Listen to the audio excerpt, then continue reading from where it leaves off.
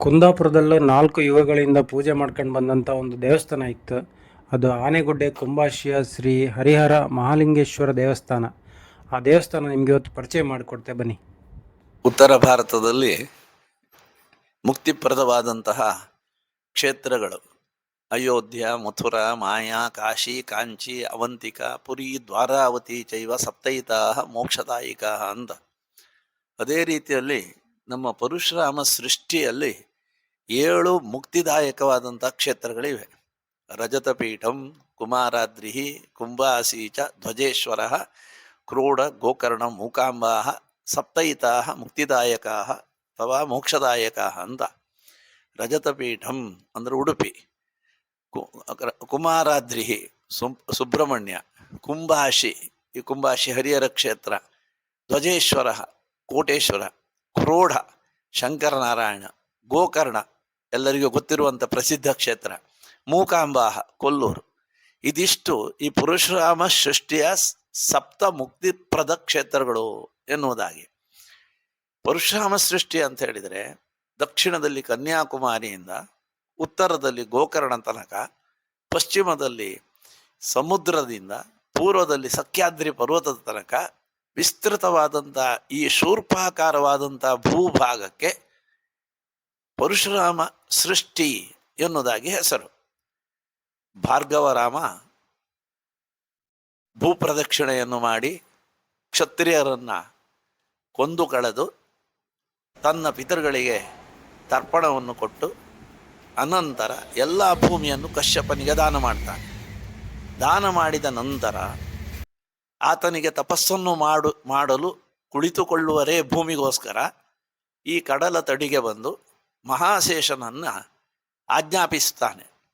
ಅದರಂತೆ ಪರಶುರಾಮ ದೇವರು ಬಾಣವನ್ನು ಬಿಟ್ಟಾಗ ಆ ಬಾಣ ಎಲ್ಲಿ ಹೋಗಿ ಬಿತ್ತೋ ಅಲ್ಲಿಯ ತನಕ ಈ ಕಡಲು ಹಿಂದೆ ಸರಿಯಿತು ಅಂತ. ಆಗ ಶೇಷದೇವರು ಬಂದು ಪರಶುರಾಮನಿಗೆ ಕೊಟ್ಟಂಥ ಭೂಮಿಯೇ ಈ ಪರಶುರಾಮ ಸೃಷ್ಟಿ ಅನ್ನೋದಾಗಿ ಪ್ರಸಿದ್ಧವಾದಂತಹ ಈ ಕ್ಷೇತ್ರ, ಈ ಸ್ಥಳ. ಇದರಲ್ಲಿ ಒಂದು ಕ್ಷೇತ್ರ ನಮ್ಮ ಕುಂಭಾಶಿ. ಈ ಕುಂಭಾಶಿ ಕ್ಷೇತ್ರಕ್ಕೆ ಬಹುದೊಡ್ಡದಾದಂಥ ಒಂದು ಪೌರಾಣಿಕ ಹಿನ್ನೆಲೆ ಇದೆ. ಕೃತೇ ಹರಿಹರ ಕ್ಷೇತ್ರಂ, ಕೃತಯುಗದಲ್ಲಿ ಇದಕ್ಕೆ ಹರಿಹರ ಕ್ಷೇತ್ರ ಎನ್ನುವುದಾಗಿ ಹೆಸರು. ಅಂದರೆ ಇದೇ ಪರಶುರಾಮ ದೇವರು ಇಲ್ಲಿ ಬಂದು 2 ಸುವರ್ಣಮಯವಾದಂಥ ಗುಹೆಯಲ್ಲಿ ಒಂದರಲ್ಲಿ ಹರಿಯನ್ನು ಒಂದರಲ್ಲಿ ಹರನನ್ನು ಪ್ರತಿಷ್ಠಾಪನೆ ಮಾಡ್ತಾರೆ. ಹಾಗಾಗಿ ಕೃತೇ ಹರಿಹರ ಕ್ಷೇತ್ರಂ ಅಂತ. ಆ 2 ದೇವಾಲಯದ ಮುಂಭಾಗದಲ್ಲಿ ಪ್ರಪಂಚದಲ್ಲಿರುವಂತಹ ಈ ಭೂಮಿಯಲ್ಲಿರುವಂತಹ ಎಲ್ಲ ತೀರ್ಥಗಳನ್ನು ತಂದು 2 ಸರೋವರವನ್ನು ನಿರ್ಮಾಣ ಮಾಡ್ತಾರೆ. ಒಂದಕ್ಕೆ ಸೂರ್ಯ ಪುಷ್ಕರಣಿ, ಇನ್ನೊಂದಕ್ಕೆ ಚಂದ್ರ ಪುಷ್ಕರಣಿ ಅನ್ನೋದಾಗಿ ಹೆಸರು. ಕೃತೆ ಹರಿಹರ ಕ್ಷೇತ್ರ. ತ್ರೇತಾಯಾಮ್ ಮಧುಕಾನನಂ, ತ್ರೇತಾಯುಗದಲ್ಲಿ ವಸಂತ, ಮಧು ಅಂದರೆ ವಸಂತ, ಆತ ಬಂದು ತಪಸ್ಸನ್ನು ಮಾಡ್ತಾನಂತ. ಅವನ ತಪಸ್ಸಿಗೆ ಮೆಚ್ಚಿದಂಥ ಶ್ರೀಹರಿ ಈ ಕ್ಷೇತ್ರ ಮಧುವನವಾಗಲಿ ಎನ್ನುವುದಾಗಿ ವರ ನೀಡುತ್ತಾರೆ. ಆದ್ದರಿಂದ ತ್ರೇತಾಯಾಮ್ ಮಧುಕಾನನಂ. ಇನ್ನೊಂದರ್ಥ, ಹನುಮಂತ ಪರ್ವತವನ್ನು ತೆಗೆದುಕೊಂಡು ಹೋಗುವಾಗ ಅದರ ಒಂದು ಭಾಗ ಬಿದ್ದು ಈ ಭೂಪ್ರದೇಶ ಮುಚ್ಚಿ ಹೋಗುತ್ತೆ. ಆ 2 ಸುವರ್ಣಮಯವಾದಂತಹ ದೇವಾಲಯಗಳು ಕೂಡ ಮುಚ್ಚಿ ಹೋದವು.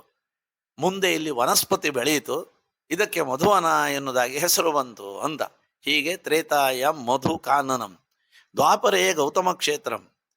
ಈ ಗೌತಮರು ಇಲ್ಲಿಗೆ ಬಂದು ತಪಸ್ಸನ್ನು ಮಾಡ್ತಾರೆ.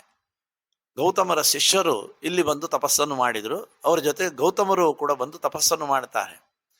ಗೌತಮರು ತಮ್ಮ ಶಿಷ್ಯರಿಗೆ ಶಾಪವನ್ನು ಕೊಡುವಂತಹದ್ದು ಒಂದು ಪ್ರಸಿದ್ಧವಾದಂಥ ಒಂದು ಕಥೆ ಇದೆ. ಅದರಂತೆ ಆ ಶಿಷ್ಯರ ಜ್ಞಾನಗಳೆಲ್ಲವೂ ಕೂಡ ನಾಶವಾದವು. ಅವರು ಗೌತಮರಲ್ಲಿ ಪ್ರಾರ್ಥಿಸಿದಾಗ, ನೀವು ಕೋಟೇಶ್ವರ ಮತ್ತು ಕುಂಭಾಶಿಗೆ ಹೋಗಿ ತಪಸ್ಸನ್ನು ಆಚರಿಸಿ ನಷ್ಟವಾದಂಥ ಜ್ಞಾನ ಪುನಃಪ್ರಾಪ್ತಿಯಾಗುತ್ತೆ ಎನ್ನುವುದಾಗಿ ಶಿಷ್ಯರಿಗೆ ಹೇಳಿದ್ರಂತೆ. ಅದರಂತೆ ಶಿಷ್ಯರೆಲ್ಲರೂ ಬಂದು ಇಲ್ಲಿ ತಪಸ್ಸನ್ನು ಮಾಡುವಾಗ ಗೌತಮರು ಮತ್ತು ಅಗಸ್ತ್ಯರು ಇಬ್ಬರೂ ಬಂದು ಇಲ್ಲಿ ತಪಸ್ಸನ್ನು ಮಾಡ್ತಾರೆ. ಆವಾಗ ಗೌತಮರ ಒಂದು ಕಮಂಡಲುವಿಗೆ ರುದ್ರದೇವರ ತಲೆಯಿಂದ ಗಂಗೆ ಬಂದು ಸನ್ನಿಹಿತಳಾಗ್ತಾಳೆ. ಆ ಗಂಗೆಯ ಬಲಭಾಗದಲ್ಲಿ ಹರಿ, ಎಡಭಾಗದಲ್ಲಿ ಹರ ಸನ್ನಿಹಿತರಾದರು. ಹೀಗೆ ಇಲ್ಲಿಯ ಗರ್ಭಗುಡಿಯಲ್ಲಿ ಇರುವಂತಹದ್ದು ಗೌತಮರ ಕಮಂಡಲು. ಅದನ್ನೇ ನಾವು ಕುಂಭ ಅಂತ ಹೇಳುವಂತಹದ್ದು. ಆ ಕುಂಭದಲ್ಲಿ ಗಂಗೆ ಇರುವುದರಿಂದ ಕಾಶಿ ತೀರ್ಥ ಇರುವುದರಿಂದ ಇದಕ್ಕೆ ಕುಂಭಕಾಶಿ ಎನ್ನುವುದಾಗಿ ಒಂದು ಹೆಸರು ಬಂತು ಅಂತ. ಹೀಗೆ ದ್ವಾಪರೇ ಗೌತಮ ಕ್ಷೇತ್ರ ಎನ್ನುವುದಾಗಿಯೂ ಕುಂಭಕಾಶಿ ಅನ್ನುವುದಾಗಿಯೂ ಹೆಸರು ಬಂತು. ಕಲೋ ಕುಂಭಾಸಿ ಸಂಜ್ಞಕಂ, ಕಲಿಯುಗದಲ್ಲಿ ಆಗುವಾಗ ಇಲ್ಲಿ ಒಬ್ಬ ಸೂರ ಇದ್ದ, ಅವನ ಹೆಸರು ಕುಂಭಾಸುರ ಎನ್ನುವುದಾಗಿ. ಆತ ಜನರನ್ನು ಪೀಡಿಸ್ತಾ ಇದ್ದ. ಅವನನ್ನ ಈ ಅಜ್ಞಾತವಾಸದಲ್ಲಿರುವಂತಹ ಪಾಂಡವರು ಬರ್ತಾರೆ. ಅದರಲ್ಲಿ ಮಧ್ಯಮ ಪಾಂಡವನಾದಂಥ ಭೀಮ ಅವನನ್ನು ಕೊಂದುಗಳಿತಾನೆ.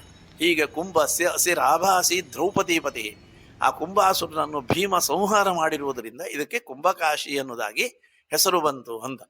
ಇದೇ ಕ್ಷೇತ್ರದಲ್ಲಿ ಭಾವಿ ಸಮೀರರಾದಂತಹ ವಾದಿರಾಜರು ಸನ್ಯಾಸಾಶ್ರಮವನ್ನು ಸ್ವೀಕಾರ ಮಾಡ್ತಾರೆ. ಅವರಿಗೆ ಉಪನಯನ ಸಂಸ್ಕಾರವಾದಂಥ ಸ್ಥಳ ಇದು, ವಿದ್ಯಾಭ್ಯಾಸವಾದಂಥ ಸ್ಥಳ ಇದು. ಈ ಹರಿಹರ ಕ್ಷೇತ್ರದ ದಕ್ಷಿಣ ಭಾಗದಲ್ಲಿ ಉಡುಪಿಯ ಅಷ್ಟಮಠದಲ್ಲಿ ಒಂದಾದಂಥ ಸೋದೆ ಮಠದ ಮೂಲ ಮಠ ಇದೆ, ಕುಂಭಾಶಿ ಮಠ ಎನ್ನುವುದಾಗಿ ಪ್ರಸಿದ್ಧವಾದಂಥ ಮಠ.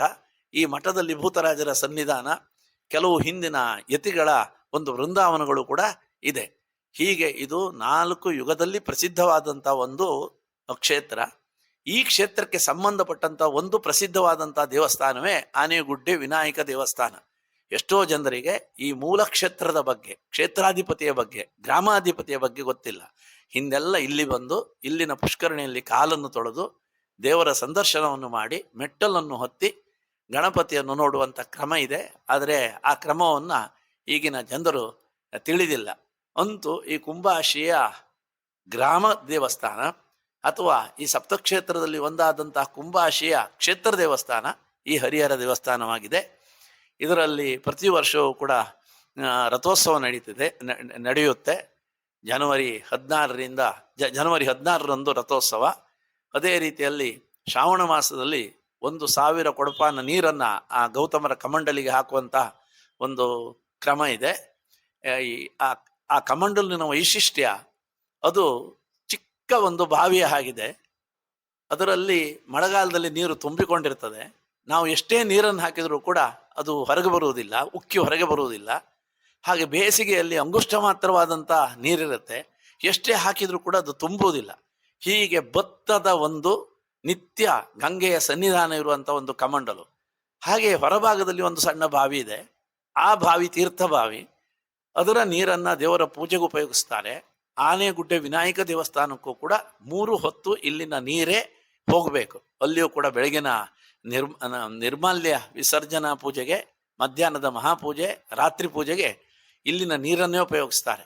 ಹೀಗೆ ಇದೊಂದು ಪರಶುರಾಮ ಸೃಷ್ಟಿಯಲ್ಲಿರುವಂತಹ, ದಕ್ಷಿಣ ಕನ್ನಡದಲ್ಲಿರುವಂತಹ ಅತ್ಯಂತ ಪ್ರಾಚೀನವಾದಂಥ ಪುಣ್ಯತಮವಾದಂಥ ಒಂದು ಕ್ಷೇತ್ರ.